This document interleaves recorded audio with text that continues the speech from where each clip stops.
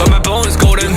I'm invincible, just let him know I can show you all the glory I own. To the drunk, go find a way to the palace. I'm waiting here. Go, live from how can we go? It ain't a river, tiny bed. Storm is coming, tired of your cold. It's my kingdom, fire blowing up. We the kings, it's our honor showtime.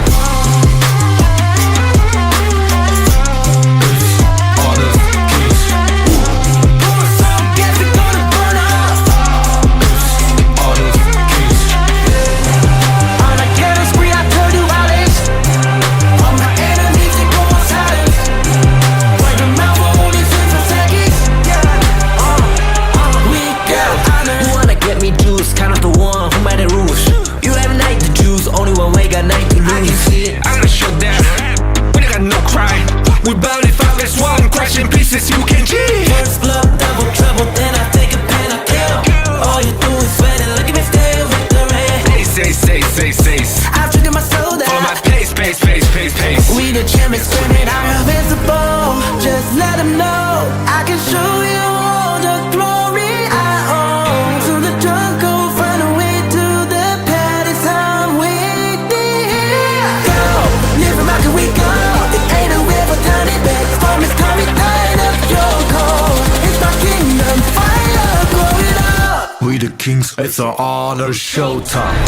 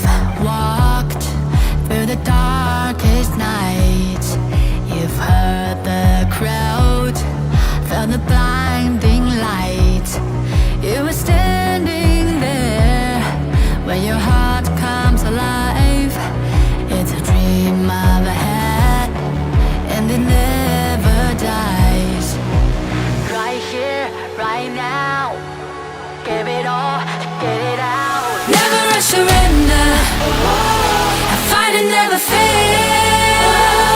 I am a contender, a challenge I can feel. The smallest lies become the brightest enemies, relentlessly. And even if you fall, you gave it everything to be a king.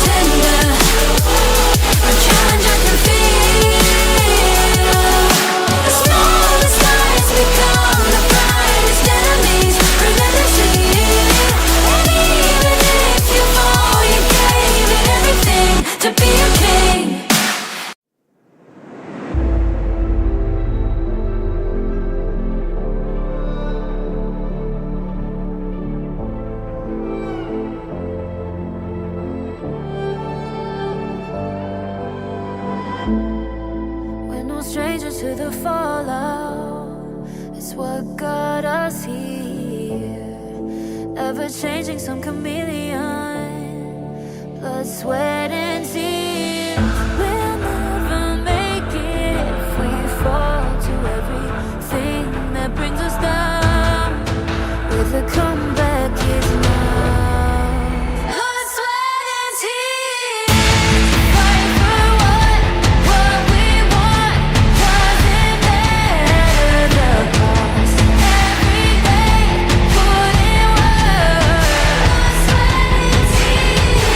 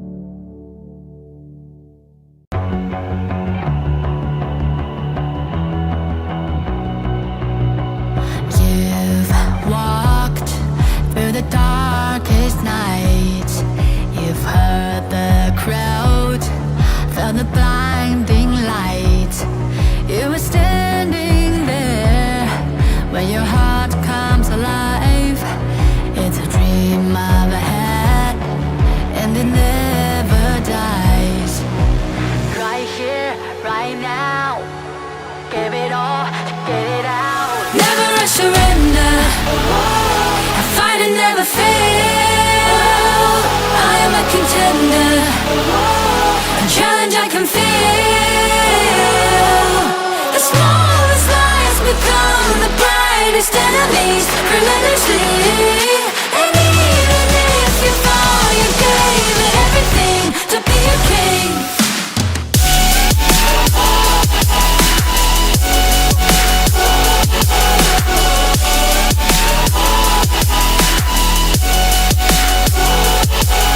You carved your way with a sharp attack. You watched it all burn, and you never looked back. There will come a day when your fears will arise. You protect your crown, so it never dies. Never a surrender, I fight and never fail. I am a contender, a challenge I can feel. The smallest lies become the brightest enemies, relentlessly. And even if you fall, you gave it everything to be a king.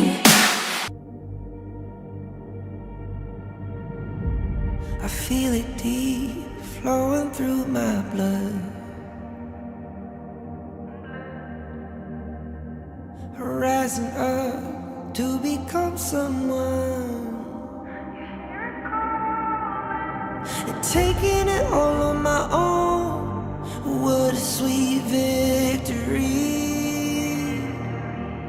And taking all of my control, awaken something deep in me. Like flames, feel it burning inside. Take a hold in pursuit of the prize. I've been told, ain't no way to survive, keeping all of this fire that's locked up inside. When this is the time, enter the ring. All those mental chemicals doing their thing. I got flashes of battles inside of my dreams. I was made for this moment. At least now it seems like it's time to come face to face with your fear. Been battling reasons for all of the years, and I learned how to fight them with style and grace no one's ever encountered. You say it's amazing, I'ma come out swinging when they open the gate. Go ahead, call passion, I'm calling it rage. I'm taking what's mine like I already own it. Watch but don't blink, going here to the moment. The sky rain down. Here's to the madness that's all around. Go on, tell 'em who you are, you are, you are. Go on, tell 'em who you are, you are, you are, you are. Here's to the moment, the sky rain down. Here's to the madness that's all around. Go on, tell 'em who you are, you are, you are. Go on, tell 'em who you are, you are, you are, you are. My name is honor, my name is king, my name is champion, my name is strength. Tell 'em who you are. My name is Pentakill, you think it's strange? My name keep ringing inside of your brain. I hear it every night. Here's to the moment the sky rain down. Here's to the madness that's all around.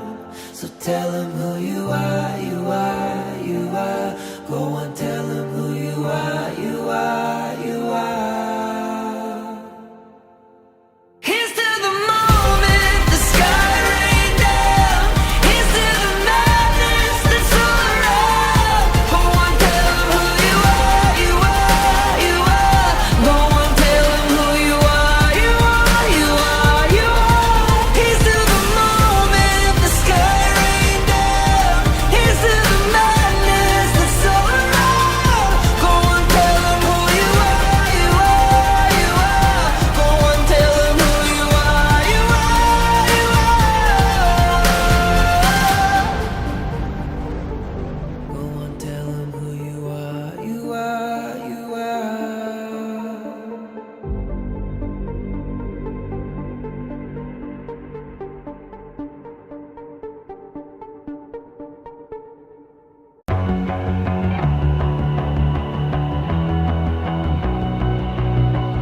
You've walked through the darkest night.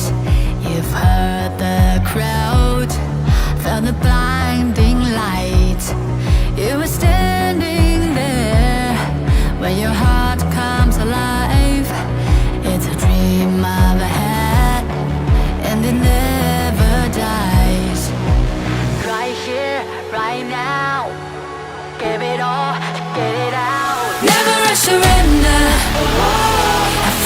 never fail. I am a contender, a challenge I can feel. The smallest lies become the brightest enemies, relentlessly. And even if you fall, you gave it everything to be a king.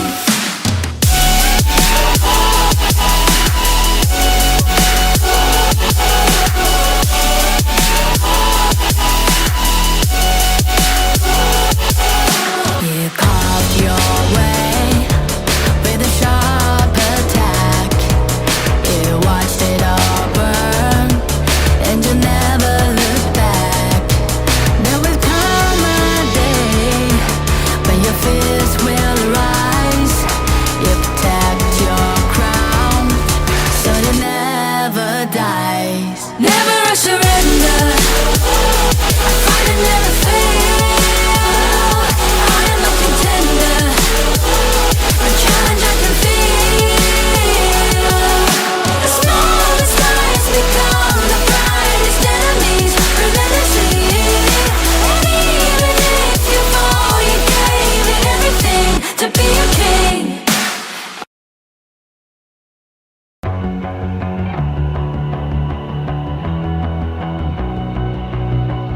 You've walked through the darkest nights. You've heard the crowd, felt the blinding light. You were standing there when your heart comes alive. It's a dream of ahead, and it never dies. Right here, right now, give it all, get it out. Never a surrender, I fight and never fail. I am a contender, a challenge I can feel. The smallest lies become the brightest enemies, relentlessly. And even if you fall, you gave it everything to be a king.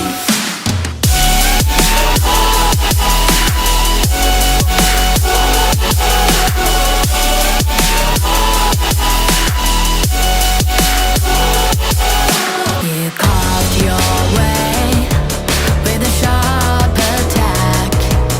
You watched it all burn, and you never looked back. There will come a day when your fears will rise. You protect your crown, so it never dies. Never a surrender, I fight and never fail. I am a contender, a challenge I can feel. The smallest lies become the brightest enemies, relentlessly. And even if you fall, you gave it everything to be a king.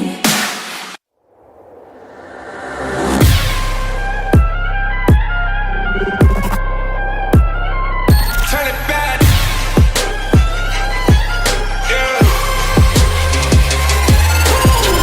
Gear out the weapon, getting ready, counting down. Pay attention to the challenge, tell me where you from. Gotta be tough, gotta be strong, gotta be savage like animal. Every time you tryna push me down. Look at me, I'll Put be the line down when I run around, you don't make a sign, I will catch you. Watch out, it's better feel, got no mercy. Look at me, I'll be rising. Carry the season, got a damn, gonna wibble. You never hesitate for another moment, but my bone is golden.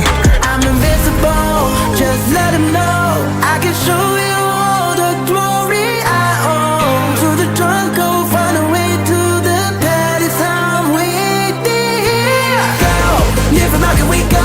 It ain't a river, turn it back. Storm is coming, tide up your cold. It's my kingdom, fire going up. We the kings, it's our honor showtime.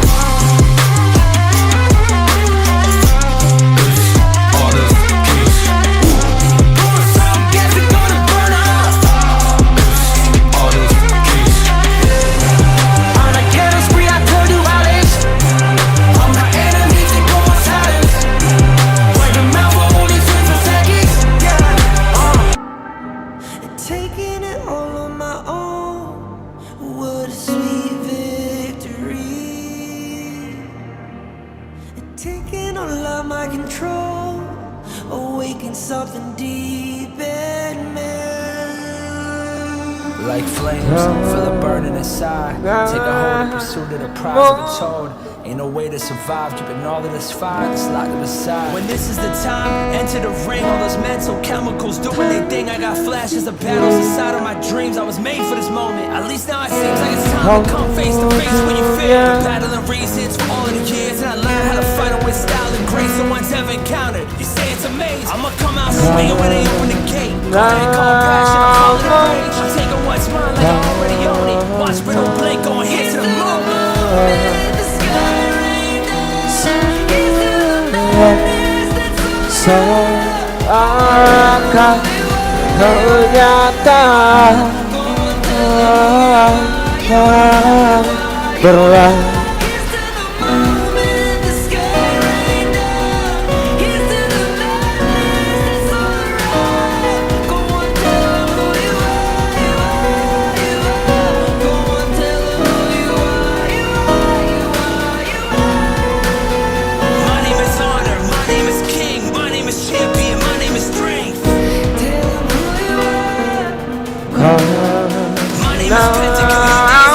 My name keep ringing inside of your brain. I hear it every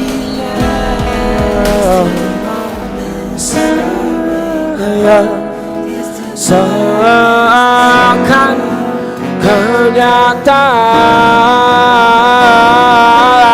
Let's go.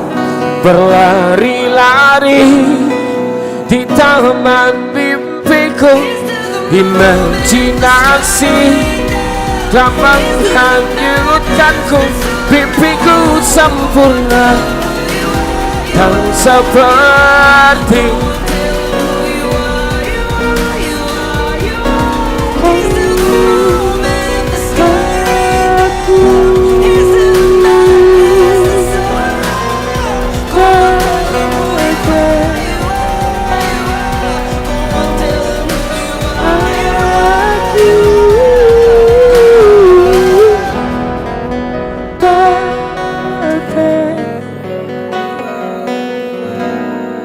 berlalu.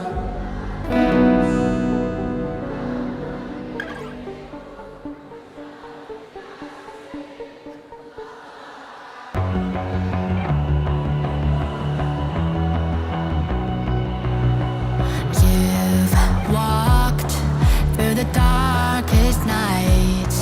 You've heard the crowd, felt the blinding light. Tadi siapa tuh yang naik? You were standing there when your heart Mana sih comes Mas alive. Sodi? It's a Siapa tahu dia hafal kan lagunya, suruh nyanyi aja kali ya. and it never dies. Suruh tuh kayaknya aja. Right here, right now. Give it all, get it out. Berapa lagu lagi? 2 lagu. Kita ulang sekali lagi boleh? Boleh, makan jaksel. Challenge I can feel. The smallest lies become the brightest enemies. Relentlessly. Sudah sih semuanya? If you fall, you gave it everything to be Chordnya a dari mana ya? king. Oi, sudah siap oi. Yang di atas aman? Happy? Oke. Berlari-lari. Oi! With a sharp attack, you watched it all burn, and you never looked back. There will come a day when you Kan seperti orang biasa.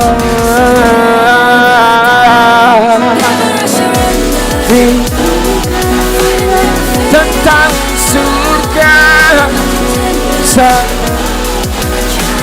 di sana,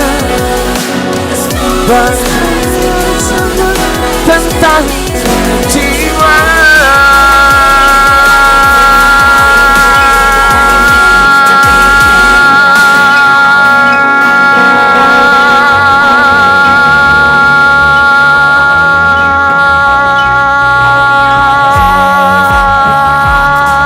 darkest night, you've heard the crowd, felt the blinding light.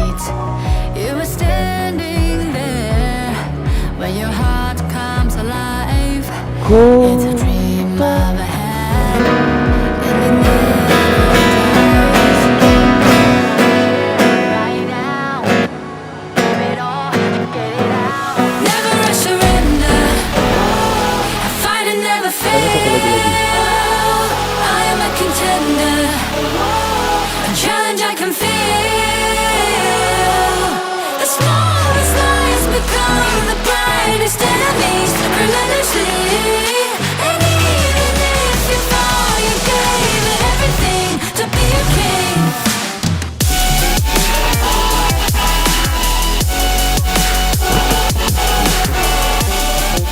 Ini mau duduk-duduk doang.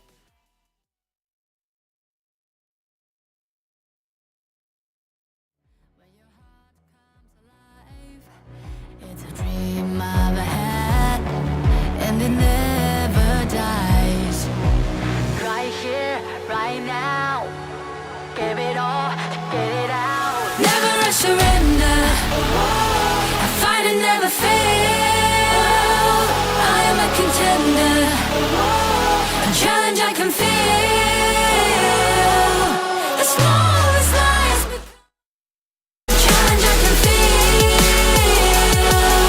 The smallest lies become the brightest enemies, relentlessly. And even if you fall, you gave it everything to be a king.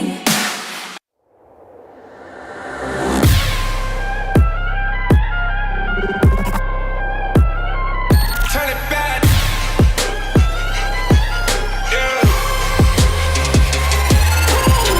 Gear out a weapon, getting ready, counting down. Pay attention to the challenge, tell me where you from. Gotta be tough, gotta be strong, gotta be savage like animal. Every time you tryna push me down. Look at me, I'll Put be the line lying down down when I run around, and I make a sign, I will catch you. Watch out, it's better feel, got no mercy. Look at me, I'll be rising. Carry the season, you got a damn, gonna weapon. You never hesitate for another moment, but my bone is golden. I'm invincible, just let him know. I can show you all the glory I own. To the drunk, go find a way to the pad. It's how I'm waiting. Go, live and rock and we go. It ain't a river, tiny bag. Storm is coming, tide up your cold. It's my kingdom, fire growing up. We the kings, it's our honor showtime. Honor kings, So guess it's gonna burn up. honor kings, On a killing spree, I told you violence. All my enemies, they go on silence. Wipe them out for only 6 seconds. We got honor. You wanna get me juice, kind of the one who made the rules. You have night to choose, only one way, got night to I can lose. see it, I gotta show that. We got no cry. We barely five as one, crashing pieces, you can cheat. First blood, double trouble, then I take a pen, I kill. All you do is sweat and look at me still victory. Say. I've triggered my soul Follow my down. pace. We the champions, screaming, I'm invincible. Just let them know I can show you all the glory I own. To the drunk, go find a way to the pad. It's how I'm waiting. Go, live and rock and we go. It ain't a river, tiny bag. Storm is coming, tide up your cold. It's my kingdom, fire growing up. we the kings, it's our honor showtime. Honor kings, So guess it's gonna burn up. honor kings, On a killing spree, I told you violence. All my enemies, they go on silence. Wipe them out for only 6 seconds. We got honor.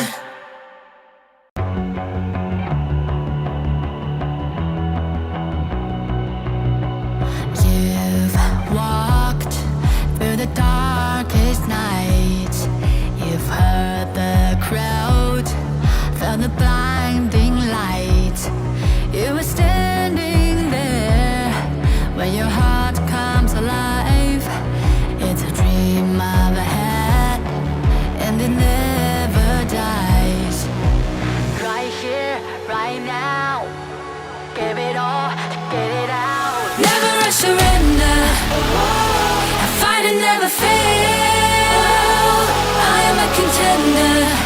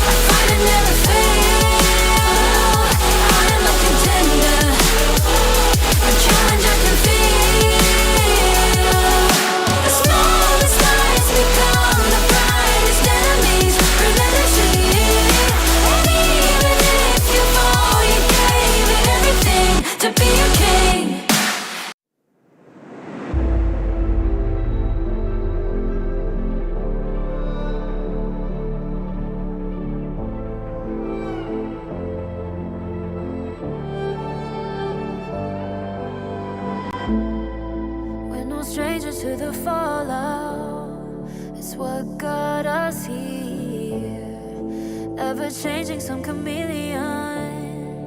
Blood, sweat, and tears. We'll never make it if we fall to everything that brings us down. With a comeback is now.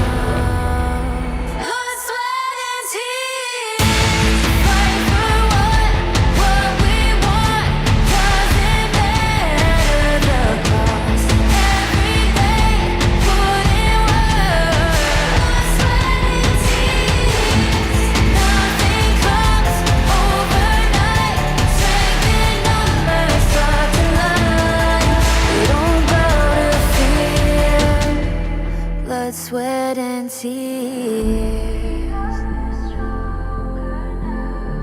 put in work. Blood, sweat, and tears. Nothing comes overnight. Strength in numbers, start to line. We don't bow to fear. Blood, sweat, and tears.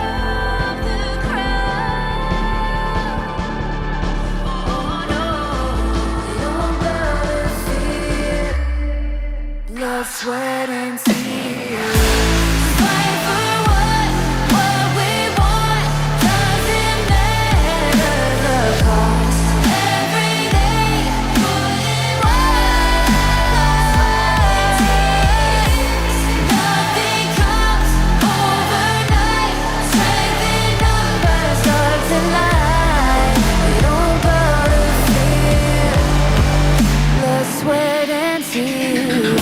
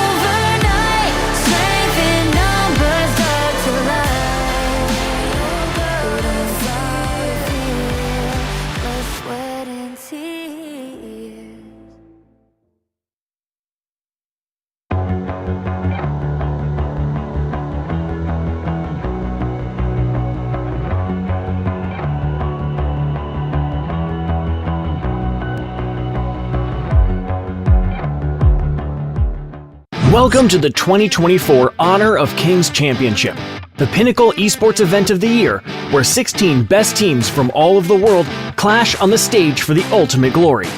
Following 4 teams will be the seeds for the 2024 championship: Black Shrew Esports, Dominator Esports, Nova Esports, and Alpha 7 Esports. The other 12 teams are Kagendra and Mahadiwa from the host country Indonesia, Boom Esports and Blacklist International from the Philippines, Team Secret from Malaysia, Influence Rage from Brazil, Team Vitality from France, Fearless Esports from Hong Kong, China, Impunity Esports from Myanmar, Team Falcons from Saudi Arabia, Revenant Esports from Singapore, and Foot Esports from Turkey. 2024 Honor of Kings Championship will commence from October 12th to October 27th. The journey will start with the group stage from October 12th to October 17th at MGP Space in Jakarta. 4 seeded teams will be randomly drawn into 4 different groups. Then the remaining 12 teams will be randomly drawn into these 4 groups, each consisting of 4 teams. Single round-robin best of 3 will be played. The top 2 from each group will advance to the knockout stage. The knockout stage will be divided into a winner's bracket and a loser's bracket, playing a double elimination best of 5. The knockout stage will be played at 2 venues. From October 18th to October 20th, the first venue is MGP Space. teams that lose 2 matches in this stage will no longer have a chance to advance or participate in any further stage. From October 25th to October 27th, the matches will be taking place at Lipo Malkimang. It will feature intense competitions, with the winning teams of the upper and lower brackets advancing to the Grand Finals. The Grand Finals will be best of 7, and the winner will rise to the top and become the champion of the 2024 Honor of Kings Championship. This tournament features a staggering prize pool of $1 million, with the champion taking home an impressive $300,000. Join us on this incredible journey. You can catch our live streams in-game or through our official channels. Plus, we invite you to experience the excitement of Honor of Kings esports competitions in person. Enjoy a variety of engaging activities and enticing rewards on match days. Watch live streams and participate in in-game events to win free rewards. Stay tuned and see you in Jakarta.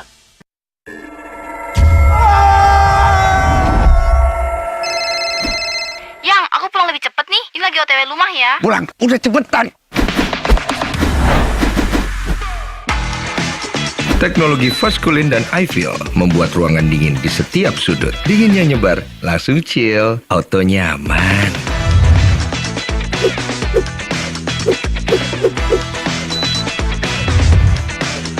Dengan Edgarment, tumpukan cucian kotor gone, semua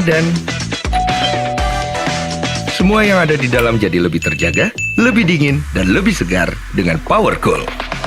Nikmati gambar yang lebih real dengan Kilet Pro dan Dolby Vision. Rasakan pengalaman suara yang mengitarimu dengan Dolby Atmos. Sayang.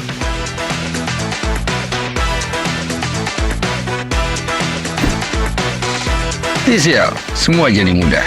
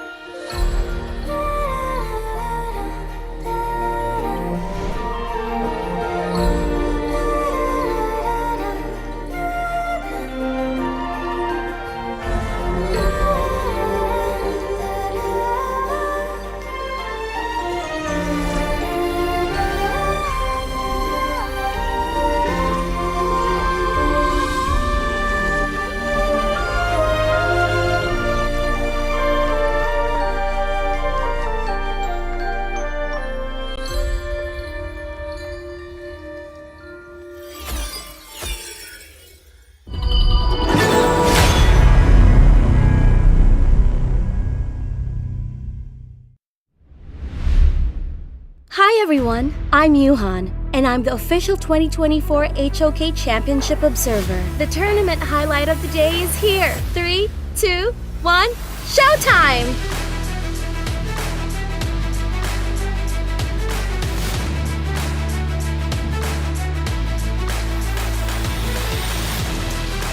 Wait, the Domia, there is the Death on Sunset from Xinglin once more. CC Immunity, the shield from Blood Rage comes through, but Chuan gets the kill onto KK.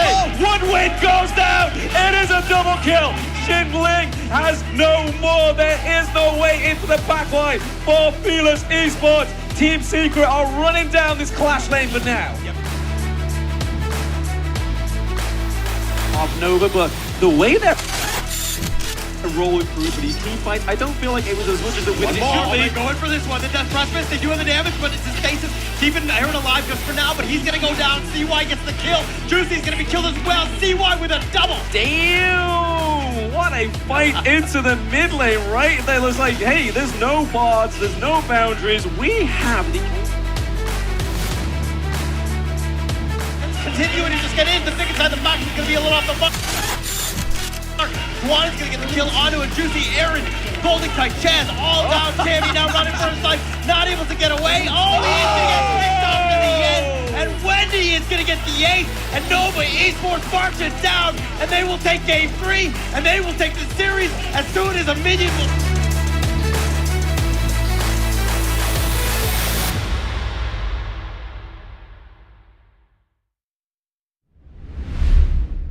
Hi everyone, I'm Yuhan, and I'm the official 2024 HOK Championship Observer. The tournament highlight of the day is here. 3, 2, 1, showtime!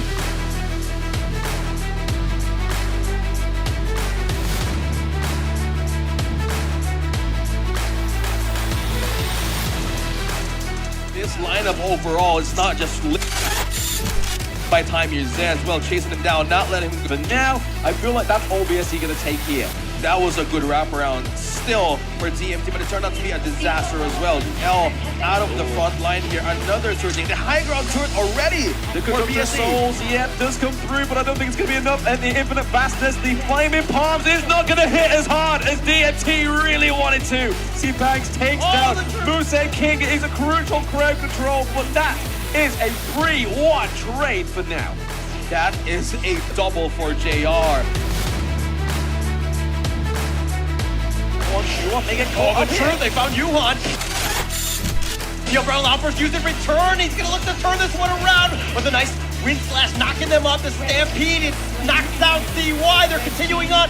TNX just chasing after them. They burst down the T2, and Team Secret are knocking on your door. They're knocking on your door, and they still have the Conductor Assault, right? So TNX has still a lot of... Spotted one, but T2 and DMT moments from now. Yeah, I mean, TNX has the passive, right, so it helps there. But the Dream Roll disconnects as well as the Truth Mantra. He uses not the Conductor Souls. It's a little bit too late. He goes down a little bit quicker than he thought. Joel takes down some. That is a 3-0 trade. But DMT and they're not done yet. That is a team wipe. L with the amazing barricade of the Unbrittled Alpha.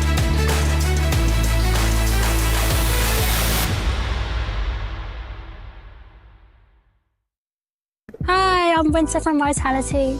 Hi, I'm Yao Yao from Vitality. Winter, are you the main shot caller in the team? No, actually it's our mid lane and our top lane is the main caller. How does training dynamic work out in the team? Are you able to keep up with the boys? Yeah, from the start it's a bit tiring because we have to play in full focus for maybe like 4 to 5 BO3s a day, but then now I'm coping well with it. Coach Yao Yao, what are some unique values that Winter bring to the team better than a boy roam? I think esports is an industry regardless of your gender. So the reason why I choose Winter to be our starter is because she is capable of it. She is patient and is willing to communicate with all the players. That is really good. Do you think we are going to see more female players on highest professional esports stage in the future? Yeah, I feel like it's an honor to be the first, and I feel like obviously there will be more in the future. I think it's very exciting for us to see many more and more ladies would be interested in this game, and as long as they can see both of us get on stage and have the courage to have a try, I think it's worthwhile. 我常常在想，如果我不执着于梦想，我的人生将会如何？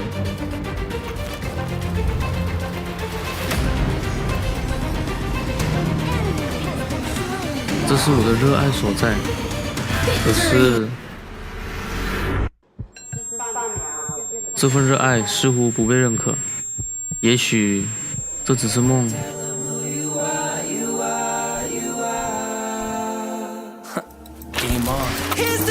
就让热爱、勇气成为我追梦的燃料。要实现这梦想，就必须马上行动，做就对了。HOK 或许就是我实现梦想的地方。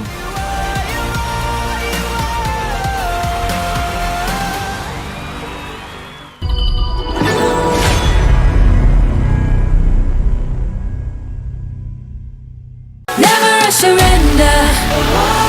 I fight and never fail. I am a contender. A challenge I can feel. The smallest lies become the brightest enemies relentlessly. And even if you fall, you gave it everything to be a king.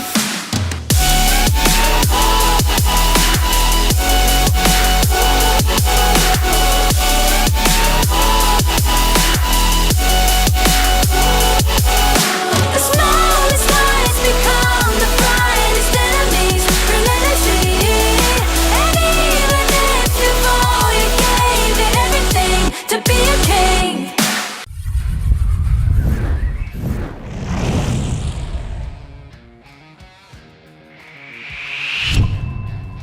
来，准备准备。好，我到哪里？哎，我不在啊。不用整，是啊。挂点住，我在后面，兄弟们。击倒，没有 AD 他们。王大军，看我。我不在，王大军没有吼，王大军没有闪，来接我。压连没有大，哎，接一下。没有事，把腿下。压连没有大，兄弟们。这我也有。哎，没有人。有。有，顶住。慢。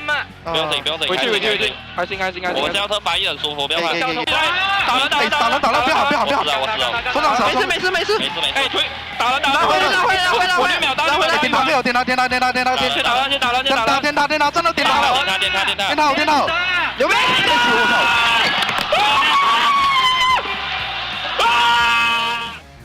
慢了，没事，慢慢打中。跳被动，跳被动。保定，左右狂起来，你们注意一下，看跟他拼整，来蹭，漂亮，走，往后，别急，你接没动，nice，你接补300卷，我看我2，别急，我打前排，我能看，换下，我没血，一波了，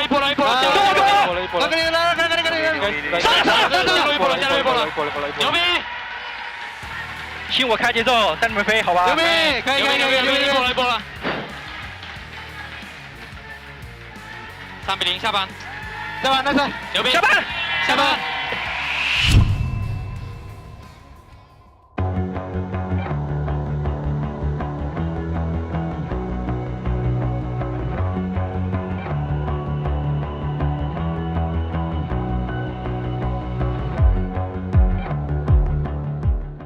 Welcome to the 2024 Honor of Kings Championship, the pinnacle esports event of the year, where 16 best teams from all of the world clash on the stage for the ultimate glory. Following 4 teams will be the seeds for the 2024 championship: Black Shrew Esports, Dominator Esports, Nova Esports, and Alpha 7 Esports. The other 12 teams are Kagandra and Mahadiwa from the host country Indonesia, Boom Esports and Blacklist International from the Philippines, Team Secret from Malaysia, Influence Rage from Brazil, Team Vitality from France, Fearless Esports from Hong Kong, China, Impunity Esports from Myanmar, Team Falcons from Saudi Arabia, Revenant Esports from Singapore, and Foot Esports from Turkey. 2024 Honor of Kings Championship will commence from October 12th to October 27th. The journey will start with the group stage from October 12th to October 17th at MGP Space in Jakarta. 4 seeded teams will be randomly drawn into 4 different groups. Then the remaining 12 teams will be randomly drawn into these 4 groups, each consisting of 4 teams. Single round-robin best of 3 will be played. The top 2 from each group will advance to the knockout stage. The knockout stage will be divided into a winner's bracket and a loser's bracket, playing a double elimination best of 5. The knockout stage will be played at 2 venues. From October 18th to October 20th, the first venue is MGP Space. Teams that lose 2 matches in this stage will no longer have a chance to advance or participate in any further stage. From October 25th to October 27th, the matches will be taking place at Lipo Malkemang. It will feature intense competitions, with the winning teams of the upper and lower brackets advancing to the grand finals. The grand finals will be best of 7, and the winner will rise to the top and become the champion of the 2024 Honor of Kings Championship. This tournament features a staggering prize pool of $1 million, with the champion taking home an impressive $300,000. Join us on this incredible journey. You can catch our live streams in-game or through our official channels. Plus, we invite you to experience the excitement of Honor of Kings esports competitions in person. Enjoy a variety of engaging activities and enticing rewards on match days. Watch live streams and participate in in-game events to win free rewards. Stay tuned and see you in Jakarta.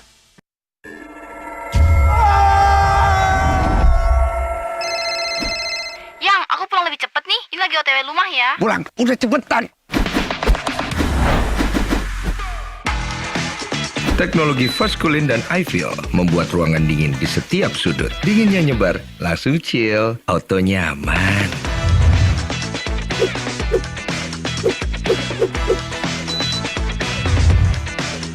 Dengan Edgarment, tumpukan cucian kotor gone, semua yang ada di dalam jadi lebih terjaga, lebih dingin, dan lebih segar dengan Power Cool. Nikmati gambar yang lebih real dengan Kilet Pro dan Dolby Vision. Rasakan pengalaman suara yang mengitarimu dengan Dolby Atmos. Sayang.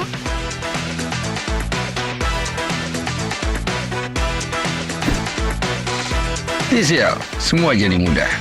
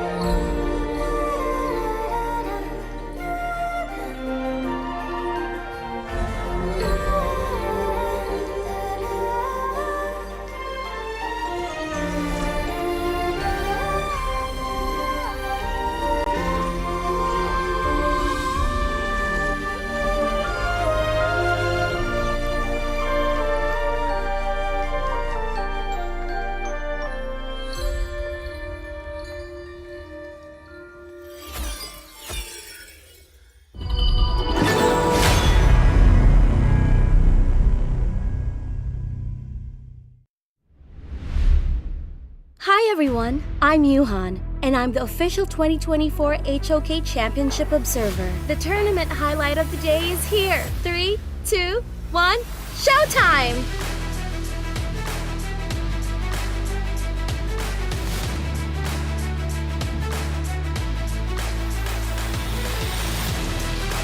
Wait, the Domia, there is the death on Sunset from Xingling once more. CC Beauty, the shield from Blood Rage comes through, but Chuan gets the kill onto KK. One win goes down, it is a double kill.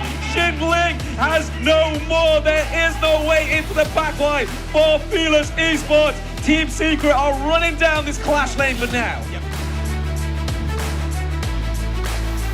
Of Nova, but the way they're rolling through for these team fights, I don't feel like it was as much as it would. They're going for this one. The Death Precipice, they do have the damage, but it's his stasis keeping Aaron alive just for now, but he's gonna go down. CY gets the kill. Juicy's gonna be killed as well. CY with a double. Damn! What a fight into the mid lane right there. It was like, hey, there's no bots, there's no boundaries. We have the... Continuing to just get in. The thick inside the box is gonna be a little off the mark. Swan is gonna get the kill onto a Juicy. Aaron, Golden Kite, Chaz, all down. Tammy now running for his life, not able to get away. Oh, he is gonna get picked up in the end. And Wendy is gonna get the ace, and Nova Esports marches down, and they will take game 3, and they will take the series as soon as a minion will.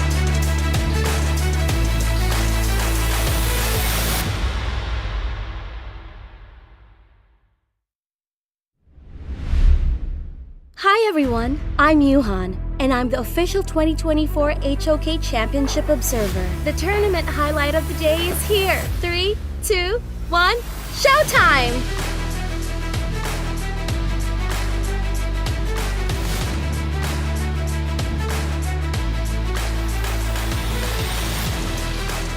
This lineup overall is not just by time you're there as well, chasing him down, not letting him go. But now, I feel like that's OBS he's gonna take here. That was a good wraparound still for DMT, but it turned out to be a disaster as well. L out of the front line here, another turret. The high ground turret already. The Conductor Souls, yeah, does come through, but I don't think it's gonna be enough. And the Infinite Fastness, the Flaming Palms is not gonna hit as hard as DMT really wanted to. C-Banks takes down Moose King. It is a crucial crowd control, but that is a 3-1 trade for now. That is a double for JR. They get caught on Shrew. They found Yuhan.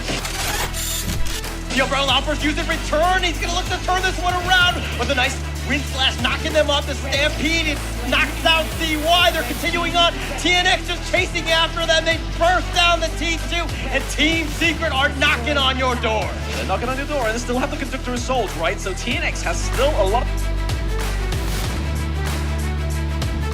Spotted one, but T2 and DMT moments from now.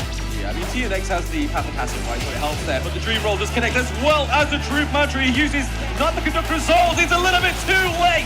He goes down a little bit quicker than he thought. Joel takes down some. That is a 3-0 trade. But DMT and they're not done yet. That is a team wipe. L with the amazing barricade of the Unbrittled Alpha.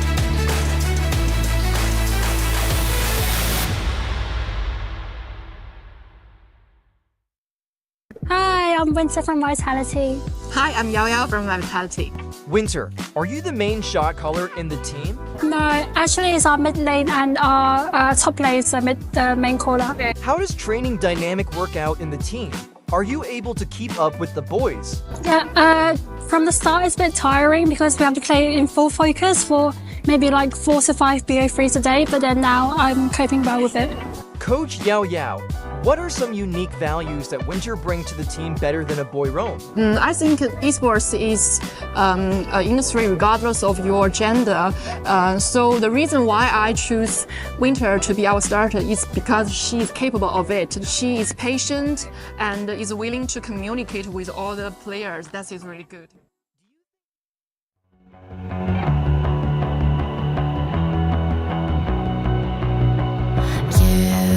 Walked through the darkest night. You've heard the crowd, felt the blinding light. You were standing there when your heart comes alive. It's a dream I've had, and it never dies.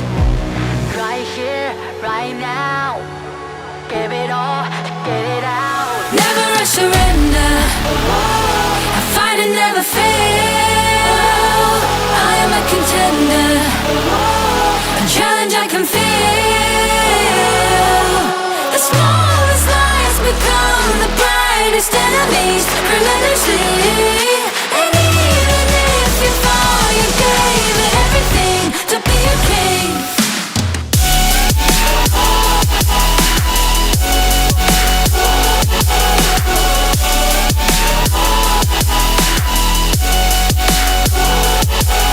You carved your way with a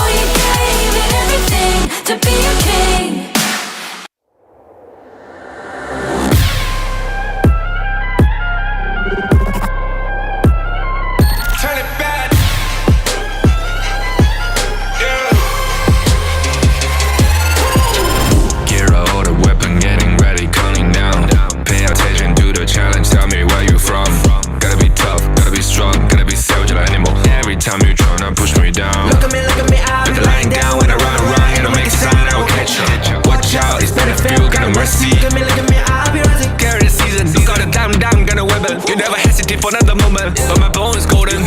I'm invincible, just let him know I can show you all the glory I own. To the drunk, go find a way to the palace. I'm waiting here. Go, different market we go. It ain't a river, tiny bag. Storm is coming, tired of your cold. It's my kingdom, fire growing up. We the kings, it's an honor showtime.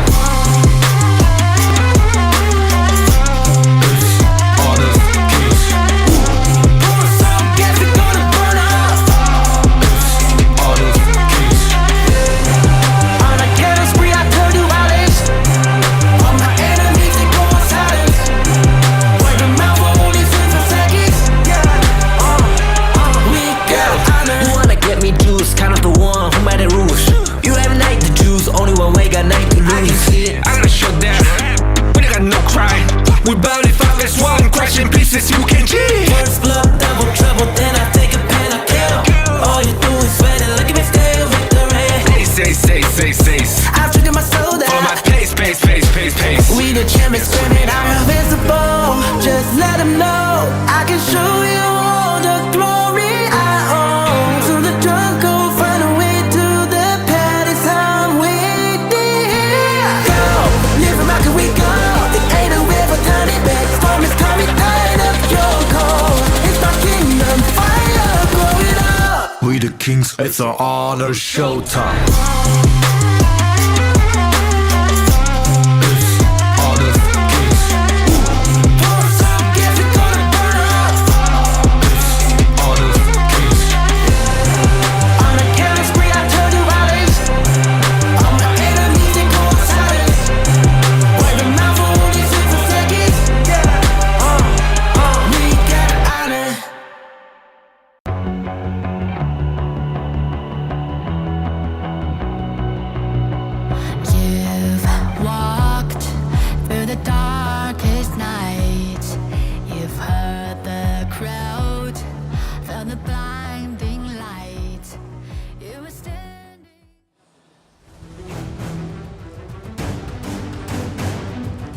Welcome once more, ladies and gentlemen, to the 2024 Honor of Kings World Championship.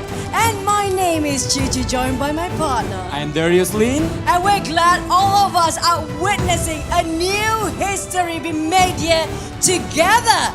But before we get into the grand finals, before we even begin, I would like to invite and call on Mr. John Chang, Director of Honor of Kings, Southeast Asia, Publishing and Esports, Level Infinite, Tencent Games for an exciting news for us. Sebelum kita memulai acara hari ini, kita akan mendengarkan kabar yang sangat gembira dari Mr. John Chang selaku Director of Honor of Kings, Southeast Asia, Publishing and Esports, Level Infinite, Tencent Games. Kita berikan tepuk tangan yang meriah buat Mr. John Chang. Welcome, Mr. John Chang. Thanks again, our Indonesian and global audience. So, not long ago, I think Amazon Prime announced a revolutionary game anthology series called Secret Level. So, this is Honor of Kings has been luckily to be featured as one of the 15 game titles in this whole series. So I think that stands for Honor of Kings has been successfully acknowledged as one of the most influential game titles in the world. This whole episode is about a genius chess master called Yixing, his adventures across the Honor of Kings world. Since I'm here, I also prepared some small surprise for you guys. Why don't we just watch this trailer together and see how it goes?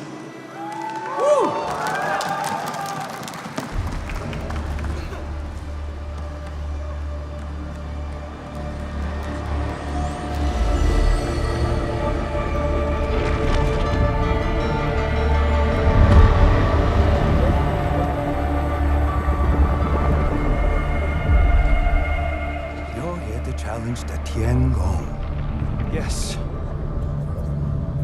You're young. I'm the best Weiqi player in Chang'an. And arrogant as well. Wonderful. Come in. We have a game to play.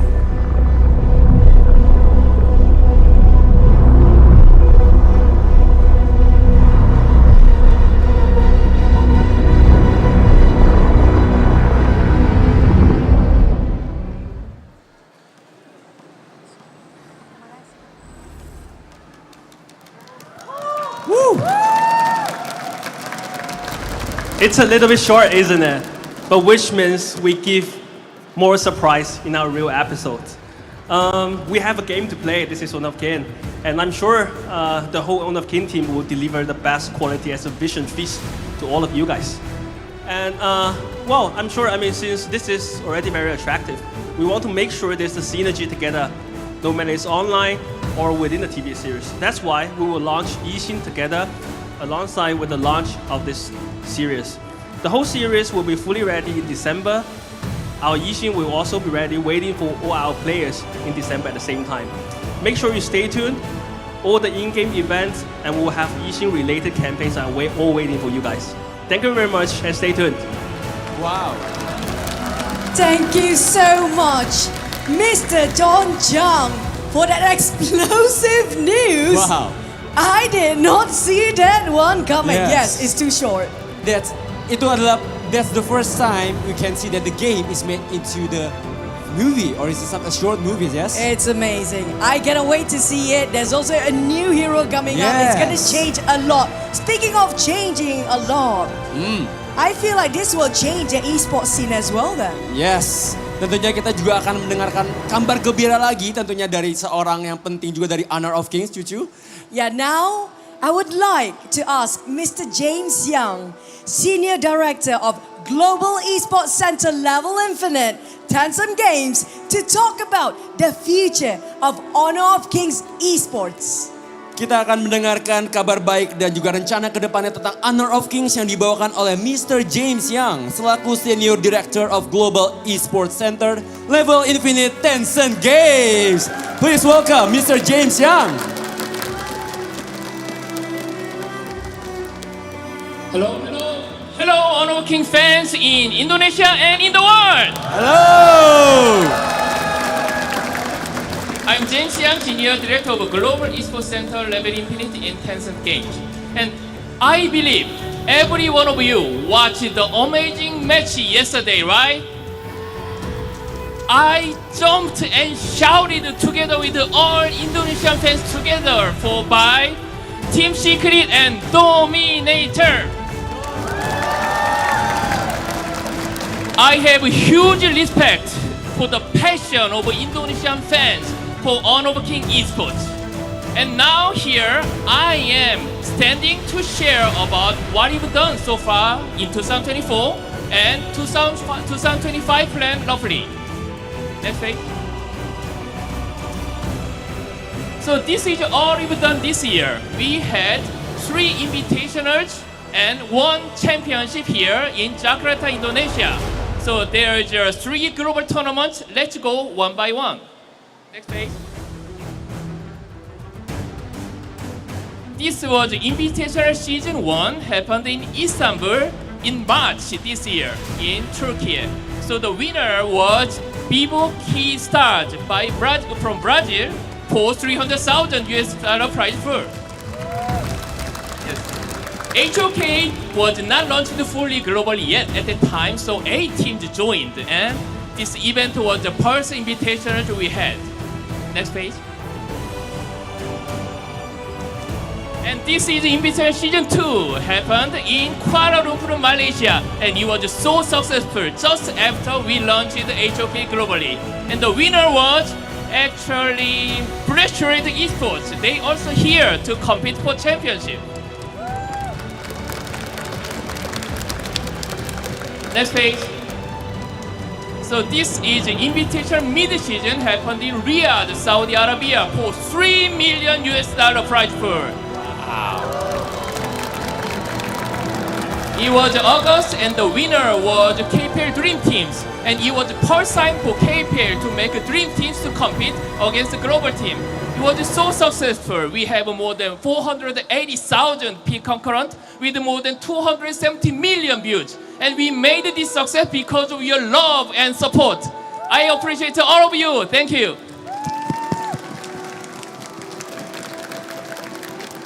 And now we have the championship here, but before moving to championship, I'd like to share some important information. Next page. So we got a lot of requests from community, third parties. We also want to do HOK tournament. What can you do? How can you do? So we prepared this. please access hokesports.com/license and you just fill the form and we'll find the best way to support you. So I hope there will be more and more tournament and third-party events so that all of you can also join to have a chance to stand on this stage. Please join and play in HOK Esports tournament in anywhere in your country. Next page.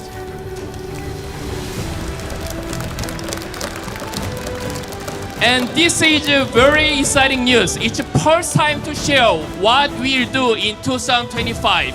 So in 2025, there will be 3 global events. First is Invitational Season 3 that will happen in spring next year. And the location or time or how many teams will join, we'll share later, but I can say the location will not be far from here. And we have the mid-season as same as this year. So there will be a mid-season invitational happen in Riyadh, Saudi Arabia with the big prize pool with the most competitive teams.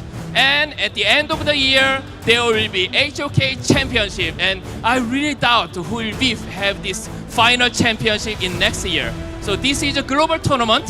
And there is more exciting news about Pro League. We got a lot of comments and requests and replies by audiences. Hey, we want to watch more HOK tournaments. So we prepared. This is the first time to announce we will have Honor of Kings Major East and Major West next year.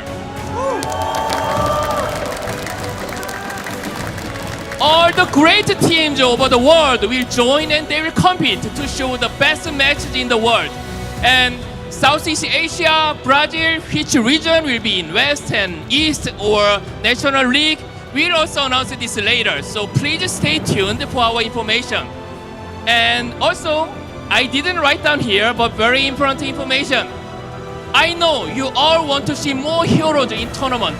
So we will do global ban next year.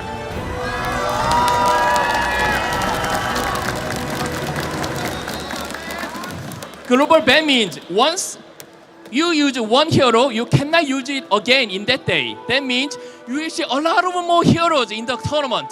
It will make you more excited to watch our tournament.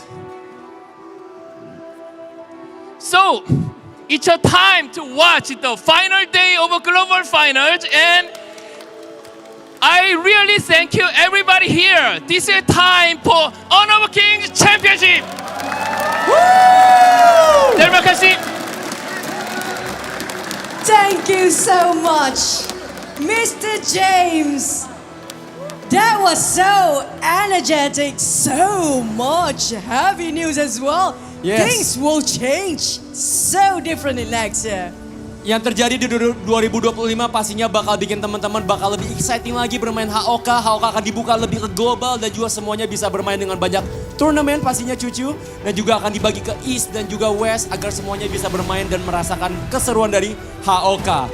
And kita berikan tepuk tangan sekali lagi buat Mr. James Yang and Mr. John Tang. Wow. Sebuah rencana yang sangat... news. Yes. So much news. And I think we want to start, Cucu. Do you want to start? I think we will start grand finals, but we want to make you guys wait a bit to make it excited. So yes. We're gonna hit the break for just a temporary break and see you guys for more actions after this. Thank you everyone. Jangan kemana-mana, tetap standby di sini. Kita akan memulai acara grand final kita sebentar lagi. Thank you.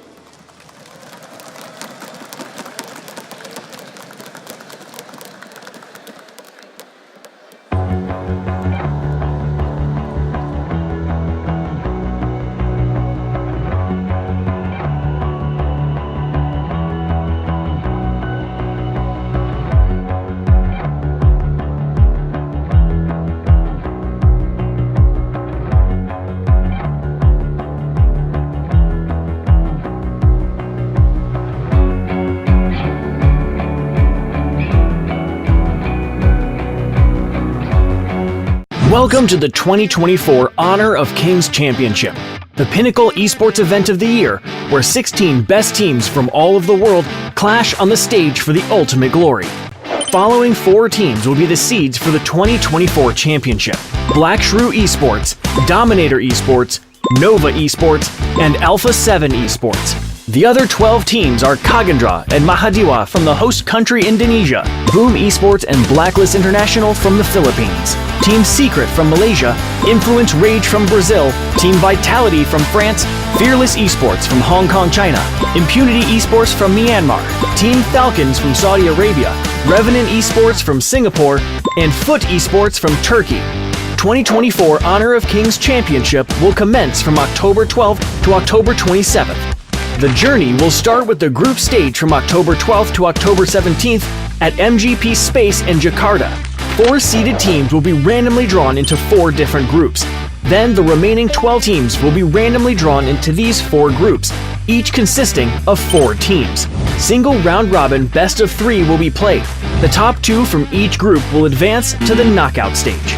The knockout stage will be divided into a winner's bracket and a loser's bracket, playing a double elimination best of 5. The knockout stage will be played at 2 venues. From October 18th to October 20th, the first venue is MGP Space. Teams that lose 2 matches in this stage will no longer have a chance to advance or participate in any further stage. From October 25th to October 27th, the matches will be taking place at Lipo Mal Kemang. It will feature intense competitions, with the winning teams of the upper and lower brackets advancing to the Grand Finals. The Grand Finals will be best of 7, and the winner will rise to the top and become the champion of the 2024 Honor of Kings Championship. This tournament features a staggering prize pool of $1 million, with the champion taking home an impressive $300,000. Join us on this incredible journey. You can catch our live streams in-game or through our official channels. Plus, we invite you to experience the excitement of Honor of Kings esports competitions in person. Enjoy a variety of engaging activities and enticing rewards on match days. Watch live streams and participate in in-game events to win free rewards. Stay tuned and see you in Jakarta.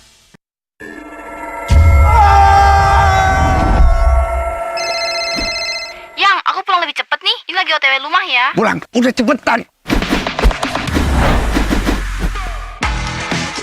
Teknologi fast cooling dan iFeel membuat ruangan dingin di setiap sudut. Dinginnya nyebar, langsung chill, auto nyaman.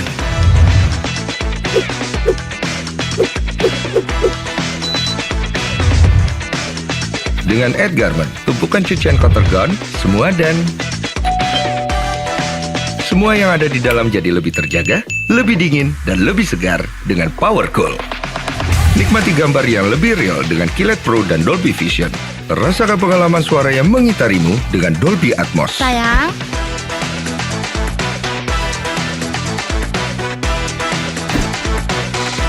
TCL, semua jadi mudah.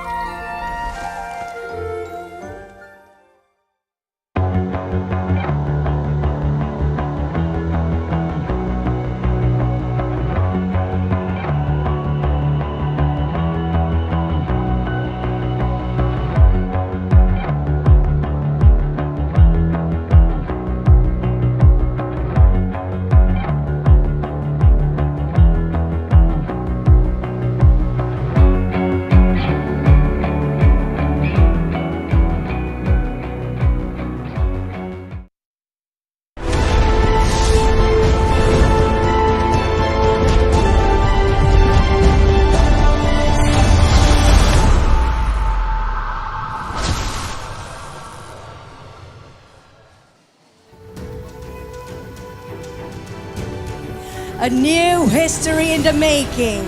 Decisions will steer the fate of their players. Will they remembered as just the second best forever?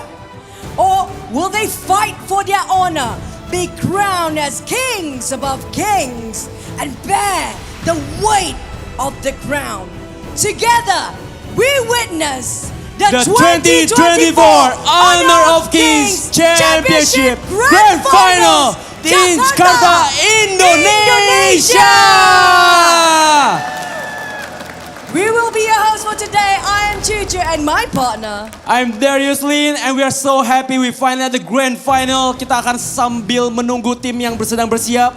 Tentunya teman-teman udah tahu ya, kita akan ada match warm up terlebih dahulu Cucu. Ya, sebelum stres-stresnya. Iya, sebelum. Kita fun-fun dulu ya. Kita mau main-main dulu ya, mau fun-fun. Kita mau lihat ada yang, kayaknya dengar-dengar ada yang pro player deh mau datang main. Bisa jadi pro nggak?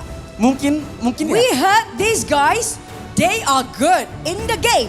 They are good in the game, but can they really be a pro?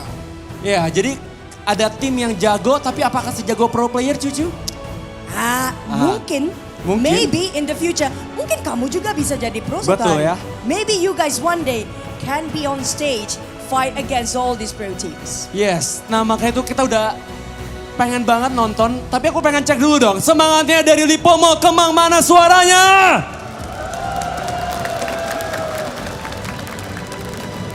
Okay. I think we don't want to waste any more time. You guys want to know. We want to see who will fight the first show match. It's a fun match, okay? It's a fun match. So, let me introduce our first team for show match. They are Team Contenders. Woo! Please welcome.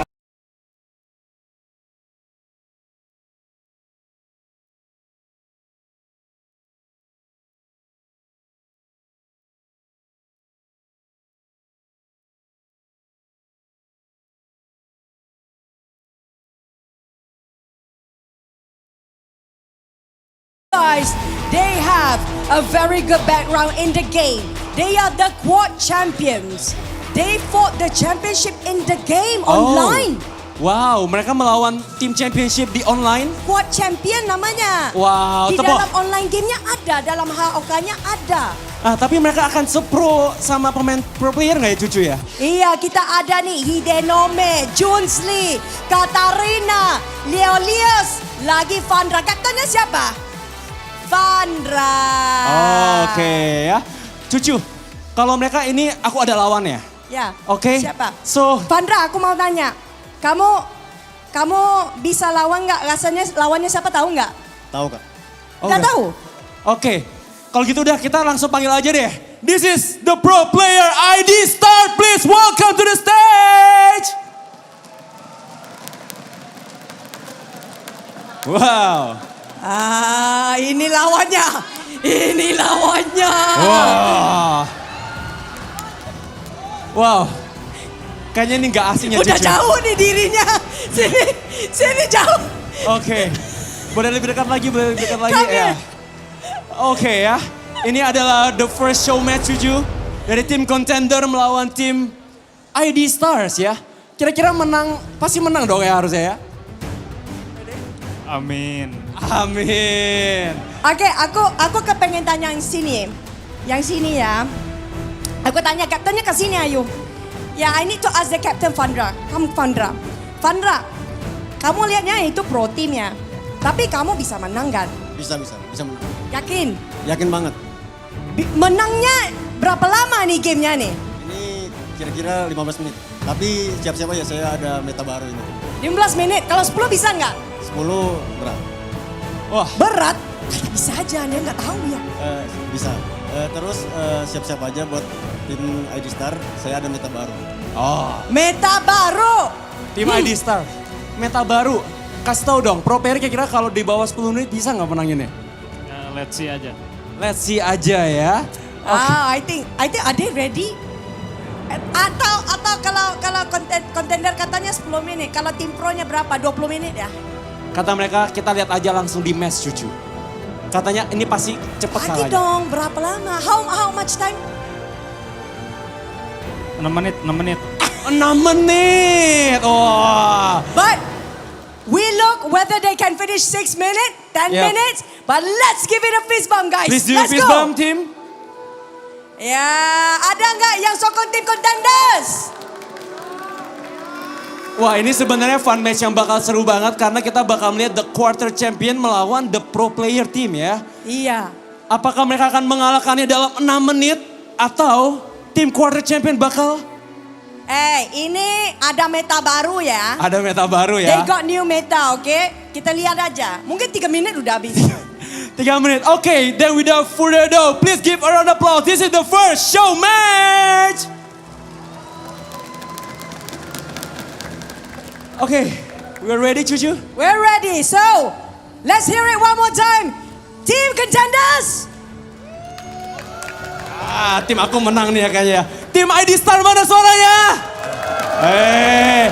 Now kita akan sepertinya caster juga sudah ready. So casters, take it away. How's it going, everybody? Welcome back to the Honor of Kings 2024 Championship. I am Blam, and with me is Hola and Kin Do Fu. And we've just had some really good announcements before we get into a few of these fun matches, before we get all the way to the end, which is what everyone here in Lipo Mall Kamung is waiting for, right, is that grand final. Yeah, it's going to be exciting for that one, but of course we have the show match ahead of us. This is a bit of an interesting one. I don't know how much these teams have really actually practiced with one another, but getting into this part, it's going to be a fun one in this best of one. Yeah, it's probably going to be a stomp. I know, I'm just joking, right? We're here to have fun. Yeah, it may be a stump, but even if it is all aided and abetted by the Realme 13 Plus, right? So the 5G phone, 120 frames per second, max settings, performance with the 80-watt Super VOOC fast charging, and it is going to be powered by the Dimensity 7300E chip inside. So if you do want to fancy getting your hands on this phone, we do have a booth in the back. Not quite in the carnival, but you can also get it on the carnival with the 5v5, right? Oh yeah, for sure. And 5v5, we're talking about all the different players in this competition as well. You can go and find your favorite player out of this entire competition and join the HOK camp to really rate them, right? And you stand to win some exciting prizes as well. Skins, star zones, maybe tokens, I'm not sure, but give it a try and you will find out. Yes, give it a try, and obviously, hey, you get stuff for doing support in the players, right? Rate them, rate Freddy's pay from yesterday. I mean, there's a lot to do, right? And if you want some more, you don't want to give your opinion, you can just go into the game, win 4 matches, and you can pick up some in-game rewards, like an animated frame, and then 5 times the everything box, which you can get basically anything from. I think it should be called the anything box, because I mean, I've got skins from it before, right? I mean, I don't know about you guys, I've been quite lucky with that one. Yeah, I've only gotten the trials, which is a little upsetting, but, you know, I just think I'm a little unlucky. I just need to win a couple more games and get some better ones, so I'm kind of, you know, it's one of those things where it's motivating me to play more. And what should motivate you to play more is watching these teams on any of our social media platforms, and make sure you're following those platforms as well, because you could be in a chance to win one of these Realme 13 Pluses as well, just by commenting any of the participating teams in this tournament. So if you do fancy giving some support to the players and the teams, you may be in surprise for one of these phones as well. But we're going to go over to the player cams, because this is going to be Team Contender against Team Star. So obviously you'll see some familiar faces from the Indonesia region on Team Star, and the Contenders are actually a team that went up in the in-game client championship mode, and now they're here on the stage. So there's plenty of ways within HOK that you can get on the stage. All right, now this is a show match. I don't want to see anything serious. I want to see like Lady Sun in the jungle. I want to see maybe even the Hero series come in into the jungle as well. No, this is the time to test your strats and get creative. Yeah, we can have some fun with it. I think at the end of the day, I thought it was funny how Boots was kind of like calling it out in like less than like 10 minutes. I feel like there should be a timer on the pro team. If they don't win in like 11 minutes, they should just auto lose. Yeah. Ooh, I agree. Instant invasion. Nobody fights in the lane. Everyone just goes to the jungle and brawl it out. That's it. A bit of an FF condition there, right? If they're very confident at calling out those times, then they should definitely pay a consequence for it. But like you were saying there, guys, it's a bit of fun for the people in the mall right now to witness before things get a little bit more heated, a little bit more serious within obviously the mall, but also on the gorge. Okay, so they should pick like compositions with no stun, just pure damage, go blow for blow, fight it out in the mid lane, 5-man, you know, push, that will be something interesting as well. So what I'm hearing is you want to see Pei on the Gorge once more. Oh my God, why we gotta bring this up? All right, we brought it up. Okay, you want to do that? You want to do that now? All right. But nonetheless, I thought Pei had a great game yesterday, Freddie. Just really styling with it. Still fighting from the lower bracket. I do need to iterate that, but it was an interesting game pulling out that Pei, and I think it would be hilarious if they brought Pei into this show match here. Oh yeah, Pei is here to stay, right? So I'm definitely expecting the Tiger to come out with its claws. Now, Crouching Tiger, Hidden Dragon, maybe a Lung will be paired up with that as well. Potentially. I mean, this is going to be a team of contenders that mainly go for their mains, right? It's going to be a best of one. So only one game in this one, so they're really going to go for some of their more comfort picks, right? As we get into the BP, we're going to start to see some of those comfort picks come through. As you can see here, they have their own little pictures on there as well. I mean, most players in-game probably didn't think that they could get onto the stage, right? And this is just a nice little opportunity for a bit of like a payback from HOK to be like, hey, we recognize you in-game, come on the stage. Okay, don't ban any heroes, right? Open it up, right? Make it more is less. The team secret strategy, right? You don't ban anybody, at least for this game. You leave it open and see what they do and how they react. Yeah, exactly. I mean, this is the best of one, right? So just go in guns blazing, arms swinging as well. You may be able to win the game. Hey, I mean, the illusion of choice, right? When you give somebody too much choice, they don't know what to do with it, right? I mean, if you take me to a food court right now, I'm not, like, this is not an invitation, wink, wink, but if you used to take me to a food court, I wouldn't know what to pick because there's so much option. Yeah, noodles, rice. Right now, there's mid lanes. You can try different heroes in the different lanes. This is meant to be entertainment, and I want it to be as entertaining as possible. Yeah, I'm pretty sure you're always entertained with these matches, Kin. I mean, you give us a little bit of a flavor of entertainment on this desk anyway when we get to see the gaslighting from Hauler, and then a little bit of playfulness from me yesterday. I think it was just a little bit too much energy drinks from my side, but we had fun regardless, and this is what these kind of matches are all about, right? Is these show matches are here just purely for fun. Yeah, I think the biggest thing about all of this is that this show match is to kind of just prove that Honor of Kings is for everyone, not just the pros. If you've got the passion.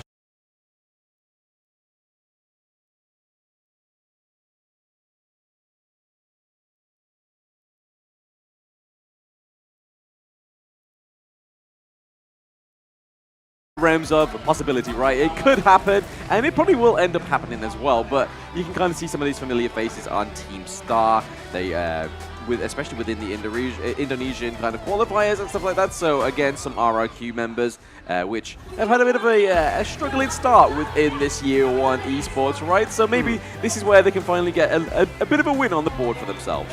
Yep. And if you can take a look at the bands here, Dole and Yuan, they're getting a little too serious about this, you know? The Hansing and the My band as well. Yeah, but I mean, look at the picks. I mean, they're going to go with the Lung and the Gan and Mo. You've got the Angela Liu Bang, and then there's the Zhang Fei. So you've kind of got, we're going with meta heroes. These players are really here to play. They're not messing around, right? I mean, why not? I mean, they are coming from the championship mode, so hey, at least prove yourself on stage. Maybe there'll be a sponsor waiting for you, right? Like, hey, that team was actually pretty sick. Let's go and pick them up. Yeah, you know what? They haven't fixated on the lanes as well. Who knows? Maybe Zhang Fei will go into the jungle. Like, you never know. I mean, that would be a Kindo 3 special, right? Yeah, they full would be damage. Full damage, Zhang Fei. Full damage? Who are you? Why would you do that? It's like the worst idea ever, right? Give yourself a chance. Go for like something like the Spark Forge Dagger or something. Yeah. Flurry of punches. Bam, bam, bam. Complete chaos. That's what we want. I think at the end of the day, like all 5 mid, something like that to kind of start things off. Just something that really just shakes up the play style of this game. Yeah, absolutely. A bit of fun, right? This is what it's all about, these kind of matches. A little bit of fun going on the Gorge in a best of one, right? Yep, get a kill, pause the game, dance on stage, dance in front of the person you killed. Oh my god, that would be so good. A little bit of taunting going on, a bit of flossing we can see from these teams. But right now we can kind of see that the Lung comes through as well as the Diadea. So there's a bit of seriousness, like you said. So the Zhang Fei, the Liu Bang, as well as the Angela. They're going for 2 tanks and then also getting the anti-tank mage as well. Okay, so I want to see who's the jungler, right? Do we get the Luna specials? Do we get the Dune specials? Dune ban? No. Right? Still open? There's still some hope? There is still some hope, right? I mean, they ban out the Dharma, they ban out the Elaine, so 2 big Clash Lane heroes being taken out the pool here. So it's just the remainder of... I can imagine that Weiro is going to be the jungle, right? Who knows? Yeah. He might play the roam. No way. It looks like they're being very serious. Yeah. Almost all of these are like top 20 picks The bans have been very targeted. It really seems like these guys are really going all out. This is crazy.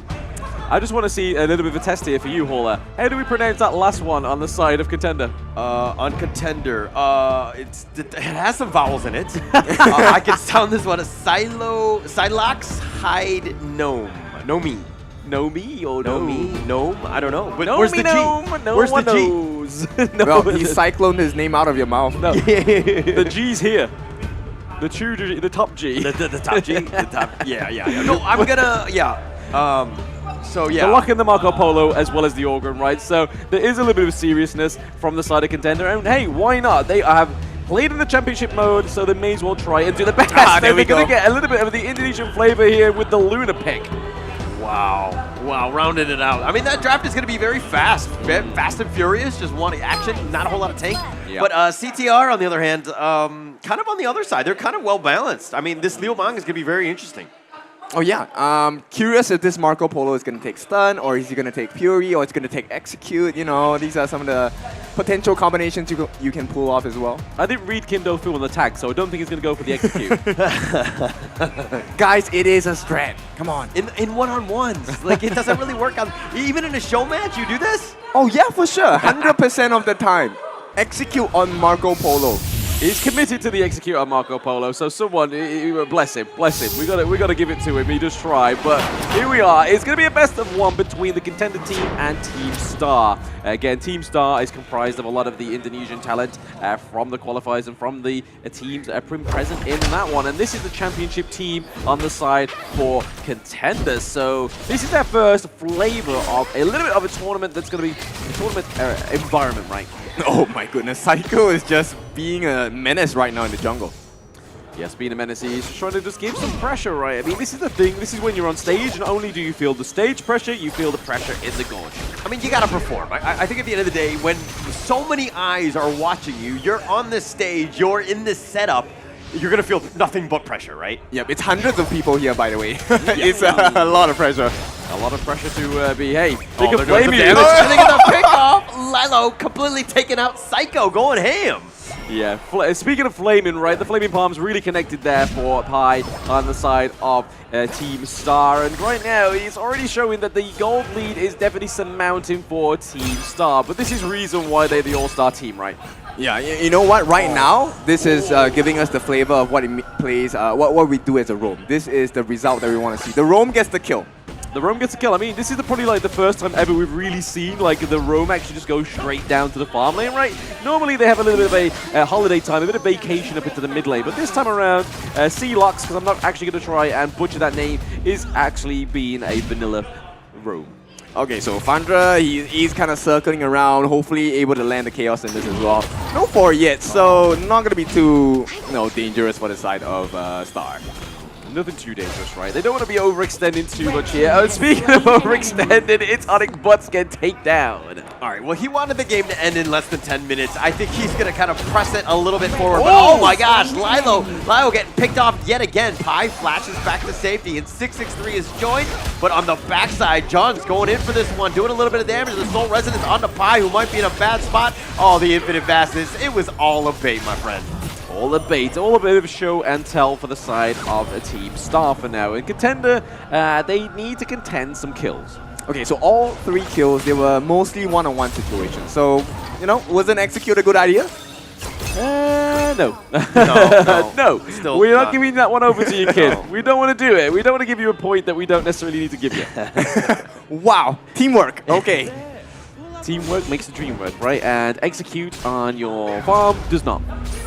Okay, but right now, I think they're not going to hit that 11-minute or less than 10-minute marker, right? 3 minutes in, they get 3 kills. No turrets taken just yet.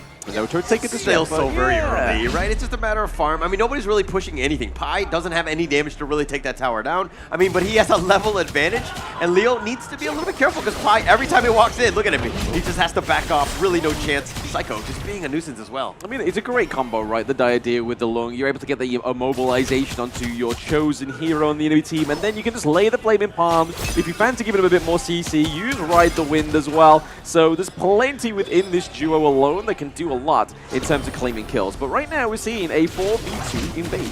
Yeah, they're looking to go for this one, but Pi pushing them back in. 663 on the backside with those couple blades. Look at that, slicing and dicing, and this is a huge amount of time that just kind of pushed to the bottom lane. They're getting nothing out of it, though. Nothing out of it, and we can see that Weiro is actually making use of that mid lane, right? Taking up those resources because Genemo's just giving it over, giving a little bit of pressure and support to his teammates down into the bottom lane as they set up this neutral objective. Yeah, you know what? Reraw has been just farming the entire game so far. And they actually, no, get stolen. Yeah, Wero's gonna pick this one. The infinite fastness on back. They do get a couple kills. Is this the end? Is this gonna happen? Contenders just turning it around? Absolutely contending that neutral objective, right? But we are going to be seeing Butts here, just giving a bit of pressure onto the Zhongfei, but it's not going to be enough to kill him. Zhongfei doesn't have the execute because it's not Ken. Yep, Pi to the face here, and that's going to be an easy one-on-one, right? The level advantage, the item advantage, and let's see the goal. Oh my goodness, he's 1,000 gold ahead. All right, so this is an interesting strategy by Lao. He's just feeding himself. He's died 3 times because now his value has gone down so low that the next time you kill him, the enemy team doesn't get too much. They don't get too much, right? Yeah, it's a nice little observation there, Hall. We see you, we see you. I've done it before. Yeah, this is not my first rodeo. But you can kind of see some of the second tier items coming through for the Orgrim, right? So the second tier item for the item Phoenix, but it is going to be S663 getting those couple blades. Yeah, and right now I think 663, he is what, level 8, 1 level ahead of Vandra. He's going to be a killing machine. A killing machine indeed. And right now, they are definitely far behind with the gold, right? It's only 5 minutes, but they're ahead by 4k gold, which is a huge detriment to the side of Team Contender. The Flaming Palm is able to push Sylox away. I'm curious about Leo, right? What kind of itemization does he have? He does not have the Spark Force Dagger at 5.5 minutes. Oh, Sylox. Oh, he just wants to get away. Forbidden Domain, it looks like he's going to get knocked off the barrel. Outburst, that was used properly. It looks like they want to turn this around. 663 has to flash away on the backside. Johns is racing after him, but he's in the heart of the enemy team. Conductor of Souls, Weira taking a lot of damage. Stampede from Xylo, but Lio is down for the count. The Flaming Palms on the Katarina, who's been pulled back. Butts is going to get that one. That's a double kill. He made his way all the way down here, and it was worth it. Yeah, I feel like DMT's L could take a few little notes here from Sylox, right? That was a very strategic kind of unbridled outburst. Not very reactive, but it was used very well. Yeah, right now actually they're doing better than I expected, right? With a 5k gold deficit only at the 6-minute mark. Take a little look at this replay here as well. You can kind of see a very dragged out, drawn out team fight between these two teams. You see Butts getting the first blood within that one as well, and then getting another kill onto the Orgrim. But right now, it's still Team Star that's pretty much Star's light ahead. Yeah, I think Vandra might be the hero in this team competition for the Contenders, right? If he lands like the perfect combination on that Chaos Indus into Blazing Brilliance, he might be able to change the whole fight. Oh, Weiro getting a bit of CC there onto himself. It was thanks to the Lu Bang, right? He's able to get that AoE. Going in. 663, lining him up, taking him down with that couple blades. Wow, very well played there. Yes, I mean, it's the Star team, right? There's a reason why they have a Star quality, and they're really showing it in this best of one between the Contender team as well. But still, we need to see some more turret takedown, or at least blue side going in onto this team fight. Yeah, Infinite Vastness just going to go in. Conductor of Souls. Johns, looks like he's going to go aggressive. Turns it around, the Ride the Wind, pushing him back. But Johns taking a lot with the Battlefield Command. And then do they actually turn it around? The Stampede is going to whiff on this one. While Pi continuing forward, the Bitter's presence, they do get the kill, and Pi's going to get credit for this one. And Sylox, I think that was his first death. Oh, Weiro? Backside, Weiro starting to style, but not enough damage. Doesn't really have it at this moment. I mean, he puts the pressure onto the side of Contender, right? It keeps him away from that T1 up into the Clash lane. It allows Team Star to claim another T1 into their pocket. They have mid, they have farm, they have Clash. And what else do they have? They have a 8k gold lead. That's a lot. They are all at 5,000 gold, with the exception of Psycho. But at this point, Weiro is already at level 12. He is 2 to 4 levels ahead, you know, across the roster on the side of Contenders. Hey, it's a hard lesson to learn, right? Contenders have to learn that if you don't actually stress onto the Luna, it's going to be troublesome for you. Look at Lio. He's just shooting at random places because he doesn't know. It wasn't even a bush, but he was just shooting in the air because he was just like, oh my god, I'm going to get ganked from wherever. He's so scared in the bottom lane. He's like, they're in the walls, man! They're in the walls!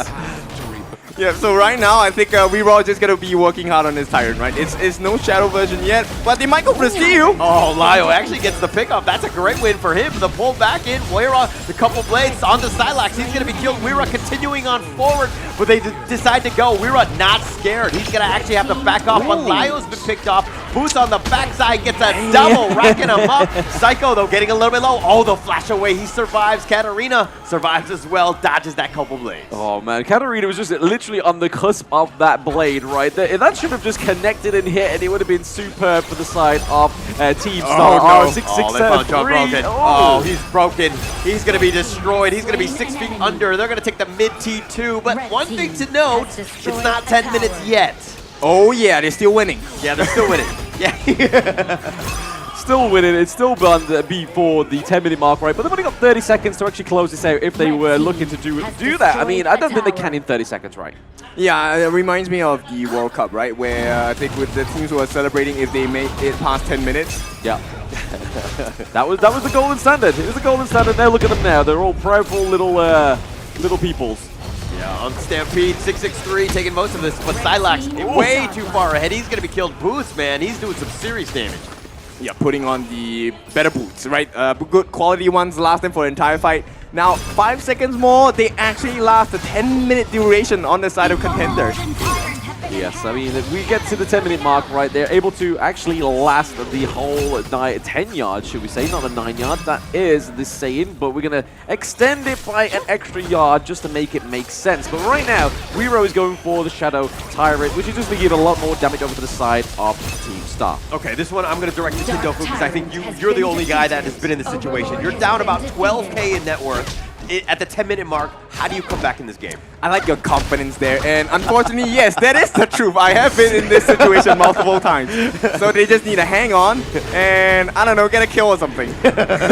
Kill just one? The usual is just play the map. Just play the map. I'm not too sure what that means, but just play the map. That's what his go-to is in that one.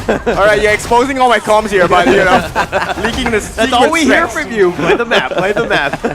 What does he mean? All right, but it looks like they're going to take the top T2. The Vanguards are pushing in. We're all the way up in front. He's level 15 already. Nobody's even level 13 on the other side. So, again, very, very dominant position right now for Stars. Okay, they just have to defend in the base, right? That's the standard call, defend in the base. Not like that, though. Bridal Uppers, he's going to stay alive, though. Silax, though, he's going to back off. The mid T3 is going to be taken out. To Pi going in for this one. They found Lio. They do get the pick off. He's getting blown up. The Infinite Fastness. He's searching for his prey, and it looks like they've got all 5. John's just going to be back up, and it looks like that's going to be it. Stars will take this series. A bit of a hard lesson there for Team Contender, but hey, at least it's a little bit of experience on the stage, right? But Team Stars really showing why they are on the pro team, and Contender is not just yet. Well, they were so close, right? Contender, they were just about 9 turrets away from the win. 9 turrets, 11K gold, nothing too big. All right, I kind of feel like we would have done a better job with our stack. I'm just saying. Okay. Guys, make it happen. The casters will play. We'll play. We'll mix the English and Indonesian casters, and you can challenge us on the stage. Yeah, I mean, we put this forward, right? We put it forward to say, hey, we could actually fill into the show, man. We'll cast our own games. Yeah. While we play, we tell them where we're coming from, right? We're like, oh, this ambush is going to be coming, but let's send it over to the host right now. And thank you, casters. Wow, that was a very fun match, Cucu. Tentunya kita hari ini udah melihat dari tim pro player melawan dari tim for the ID contender. Boleh tepuk tangannya dulu dong buat semuanya pemainnya hari ini ya. Gimana, seru nggak? Tadi dari tim pro player bilangnya akan 10 menit, 6 menit ya. Tapi ternyata ada sedikit kelebihan. Iya, ada juga, enggak mudah juga ya. Tapi harus diberi penuh respect untuk kedua-dua tim. I feel like we should give a lot of respect for Contenders team. They show, if you are not pro yet, you just be passionate about your game. You will be here as well one day. Betul banget ya. Nah ini kita mau interview sedikit nih ya, kayak pengen kenal. Iya, untuk tim ID ya kayaknya ada masalah nih. Iya, kayak pengen coba sama Pai sama Boots kayaknya. Tapi sebelum itu aku harus terima kasih dulu sama timnya. Terima kasih banyak tim Contender. Thank you so much. Thank you so much for ID. Tapi kita harus interview nih. Sama Bud.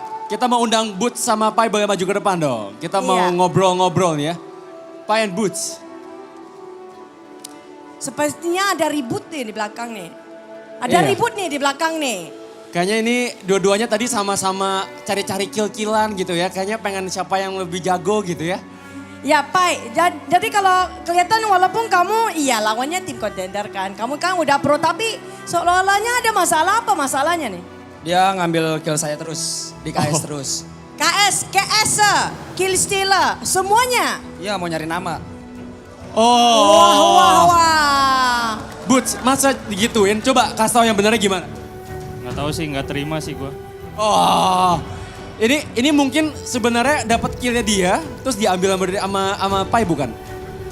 Kadang gitu sih. Kadang gitu ya. Wah, iya. Dia ngambil kill saya. Ngepok-ngepok. Dia yang ngambil kill saya. Ini masalah nih. Ini sampai esoknya nggak habis nih, nggak selesai kayak gini. Iya, ini kalau... Siapa yang benar dalam ini? Menurut kalian siapa nih? Boots. Dibayar sama Boots, buzzernya Boots. Buzzernya Boots. Berapa token Boots? Boots, kalau misalkan dia bilang kamu yang ngambil killnya melulu, masa kamu cuma diem doang sih? Kasih tau dong buktiin kalau misalkan kamu memang beneran, ini kill gua loh, bukannya kill si Pai loh. Ya mending lawan gua aja deh sekarang. Bisa? Takut. Boleh. Kamu takut nggak? Enggak. Langsung aja kita buy one di Clashland. Buy one? Wah. Maunya buy one? Bisa, Boots? Sama tim main berlima tapi kasih buy one aja di Clashland. Oke. Iya, dua-duanya Clashland ya? Iya, kalau gitu gini deh, kita coba tantang deh. Kira-kira Clashland-nya mau pakainya apa sih? Gua Arthur. Guan Yu. Teman-teman, kira-kira kalau Guan Yu lawan Arthur, siapa yang bakal menang? Pai, kenapa semuanya gak suka sama kamu nih? Emang buzzernya banyak banget. Buzzernya kebanyakan. Tapi ya udah kita gak mau masa. Emang ada five-nya? Apa? Ada. Boots? Ada. Ya udahlah. Langsung aja. Kita langsung panggil Kalau aja udah ya. ada limanya. Oke, bisa. Yuk, oke. Kalau misalkan kalian udah ready nih ya, aku pengen coba tanya satu pertanyaan terakhir kali ini ya. Kalau misalkan kalian berdua nih, lawan-lawanan, kira-kira killnya siapa? Maksudnya kan kalian ini bakal lawan nih. Kira-kira kill siapa yang bakal lebih banyak? Timnya Onyx Boots atau timnya kamu, Pai? Serius nih ditanyain? Iya dong. Tim saya lah. Tim saya, berapa sih kasih killnya? Coba kasih lihat. 11 kill. Nick, masa Boots cuma diem doang? Kasih tahu berapa killnya harusnya? Kill gua 12. Aku gak kepengen tahu killnya. Aku mau tahu waktunya, masanya. Siapa lagi cepat kalau habisnya. Kak, Pai, kalau kamu berapa lama? Rada ini ya, berapa lama beneran ditanya. Berapa lama kalau gamenya? Kalau mau menang nih, kamu harus menang. Semuanya enggak mau kamu menang nih. Semuanya kayaknya bilang but aja. 6 menit. 6 menit atau 6 saat? 6 saat. Tadi pro player bilang aja 6 menit tapi nggak lewat. Ini kan lawan timnya Boots loh, jago loh. Masa 6 menit doang sih? Gak ngaruh sih, mau lawan siapa aja 6 menit aja. Gila, keren banget ya. Guan Yu lawan Arthur memang... But if you guys watching at home, these two players, they having a beef right now. I don't know who's winning. We have a Pai. Everyone said Pai will lose. Pai lose, kalah. Maaf Pai. Coba. Semuanya emang suka troll sama kamu nih. Ya, belum dibayar sama aku. Belum. Oh jadi...